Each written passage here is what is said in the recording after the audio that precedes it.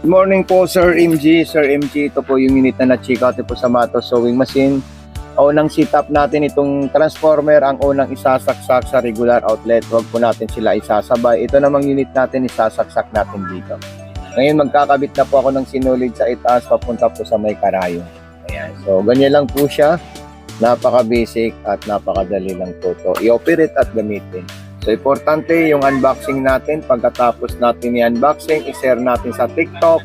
Mention po yung Mato Sewing Machine din. Magpa-schedule na po kayo for video call tutorial. Okay, so straight line muna tayo na pang maong. Yung number 2, pipindutin natin yan. Kapag gusto nyo po i-lock or i-reverse, ipapress lang natin ito. So, atras na po siya. Tapos, pwede mo na po siya pindutin ulit at i-stop ulit. So, ngayon gagawa naman po ako ng zigzag para dito sa ating unit. Yung pang zigzag natin para sa maong is yung number 8. So, kapag mga cotton naman at maninipis na tela, yung number 7.